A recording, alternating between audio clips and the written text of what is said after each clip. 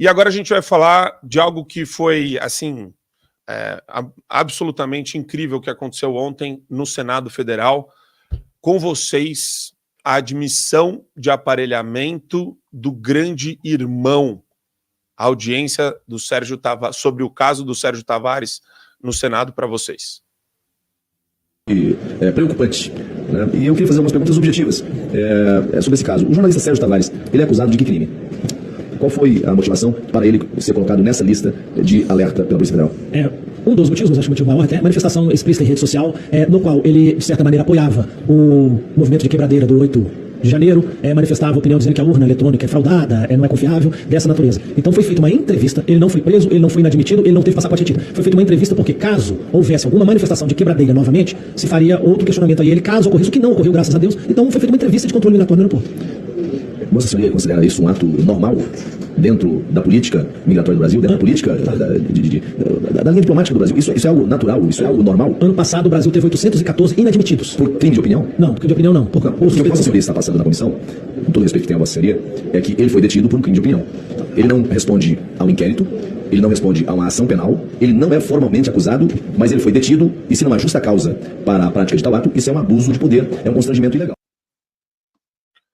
Vou começar por você, Holliday. Os caras admitiram na audiência do Senado, este fulano aí, que eles estavam monitorando as redes sociais. Polícia Federal monitorando rede social de jornalista, cara. Isso já é crime. Pois é. Eu, na verdade, eu fiquei bem impressionado, porque quando aconteceu a detenção do jornalista, eu quis acreditar que era uma questão puramente burocrática, né? Tudo bem, né? Você estaria utilizando ainda assim o Estado, né, com uma desculpa para deter um jornalista. Era preocupante, mas eu achei que seria difícil, né, a gente conseguir provar que haveria uma intenção política por detrás. Quer dizer, deve ter algum problema num carimbo, num passaporte, não dá para ver direito, passaporte muito antigo, tem uma letra apagada, aí você vai lá, detém o cara, deixa ele horas lá, como uma espécie de pressão, mas uma pressão disfarçada, né? Difícil de se descobrir. Não foi o caso.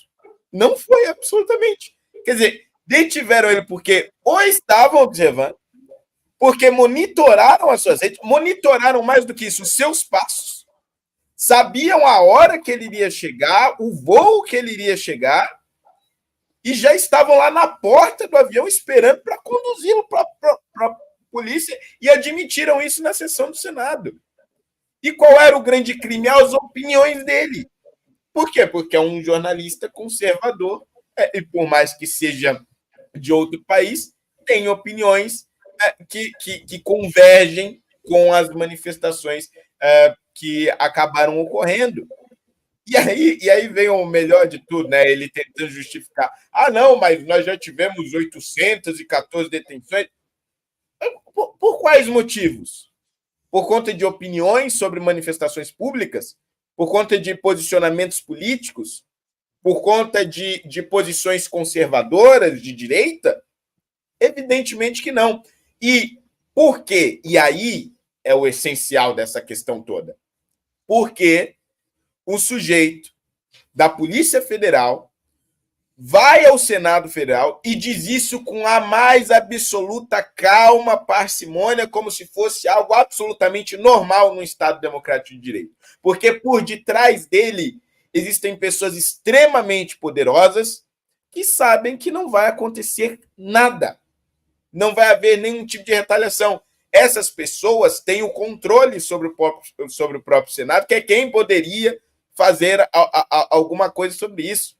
Ou tentar abrir uma CPI, por exemplo, indiciar, né, os servidores da Polícia Federal por abuso de poder ou qualquer coisa do gênero. Mas não vai, porque por detrás dele existe um Alexandre de Moraes, que respaldaria qualquer decisão da Polícia Federal nesse caso. E é absolutamente perigoso essa concentração de poder, não só nas mãos dos ministros do Supremo, como já ocorre, mas da própria Polícia Federal, porque, primeiro, é um órgão do Poder Executivo, que não tem a tal da autonomia, como teria o Ministério Público, por exemplo. É um órgão que é de Estado, mas está sob a administração de um governo específico e com ideologia muito clara. E, por outro lado, também você tem um outro problema, que é utilizar todo esse aparato da Polícia Federal para perseguir jornalistas, enquanto nós temos um dos grandes problemas do nosso país, que é o tráfico internacional, tanto de drogas quanto de armas. Quanto mais nós utilizamos a nossa inteligência da polícia para resolver perseguições ideológicas, mais os traficantes conseguem fazer o seu trabalho livremente nas nossas fronteiras e internamente também no nosso país. Bota o print do Supremo Tribunal Federal. Olha o que esses caras estão fazendo. Viu alguma desinformação sobre o STF ou ministros? Manda pra gente. desinformação@stf.jus.br. Espalhe a informação correta. Não compartilhe conteúdos distorcidos ou mentirosos sobre o STF. Se você recebeu algum conteúdo falso, envie para o Programa de Combate à Desinformação do Supremo para divulgação da informação verdadeira. É muito mais do que isso, Adriles. Olha a justificativa ainda. A iniciativa foi criada para combater práticas que afetam a confiança das pessoas na corte, distorcem ou alteram o significado das decisões e colocam em risco direitos fundamentais e a estabilidade democrática. Cara, eu acho que os demônios, o capeta, o Satanás, Stalin, Mao Tse-tung, eles estão no último degrau do inferno fazendo uma festa com esse post do Supremo. Isso daqui era o sonho dos caras. Isso daqui foi o regime deles. A gente está vendo esse negócio que tinha que ficar preso no século XX. Esse demônio está voltando. Essa é uma prática, não dá para ser mais comunista do que isso. E eu vou colocar, Adriles, para você arrematar, o vídeo do George Orwell que você colocou para gente. You have an ability to face unpleasant facts. Is that what you demonstrated in 1984 by drawing an accurate portrait of the future? I think that allowing for the book being, after all, a parody, something like 1984 could actually happen. This is the direction the world is going in at the present time. In our world, there will be no emotions except fear, rage, triumph and self-abasement. The sex instinct will be eradicated. We shall abolish the orgasm. There will be no loyalty except loyalty to the party. But always there will be the intoxication of power. Always, at every moment, there will be the thrill of victory, the sensation of trampling on an enemy who is helpless. If you want a picture of the future, imagine a boot stamping on a human face forever. The moral to be drawn from this dangerous nightmare situation is a simple one. Don't let it happen. It depends on you. Cara, isso me dá arrepio, Adriles. Esse vídeo me deu arrepio. O que se coloca hoje no Brasil é uma ditadura clara do judiciário, que é expressa nas próprias palavras desse chefe da Polícia Federal, que disse que, eventualmente, prendeu para averiguação, fazer uma entrevista sobre as suas opiniões. Quais seriam essas opiniões? Ele disse que, eventualmente, contestava as eleições brasileiras e ele disse que contestava a noção de golpe das invasões do 8 de janeiro, como o próprio Gilmar Mendes contestou.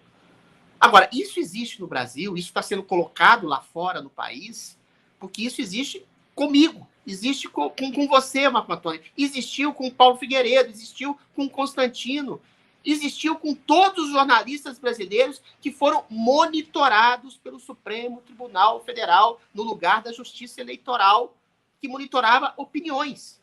Isso existe e existiu com Alan dos Santos, cuja extradição foi negada pelos Estados Unidos por uma razão muito simples. Não existe crime de opinião nos Estados Unidos ou em qualquer democracia em que se preze a liberdade de expressão. Quando o juiz viu lá a acusação ao Alan dos Santos, o cara viu lá, mas isso aqui é opinião. Isso aqui são palavras. Palavras não podem ser condenadas por si mesmas, a não ser que você eventualmente seja processado por calúnia, injúria e difamação. Mas isso corre num processo solto. Isso não é exatamente motivo de um inquérito baseado em tipificações criminais que não existem, tais quais discurso de ódio, tais quais fake news. E aí você tem o STF criando um Ministério da Verdade aos moldes do livro célebre de George Orwell, 1984. Ele não só se coloca como portador da verdade absoluta, como ele estimula agora as pessoas, os dedos duros, as pessoas que vão caluniar outras pessoas, dizendo que essa aqui é uma verdade não adequada ao Ministério da Verdade.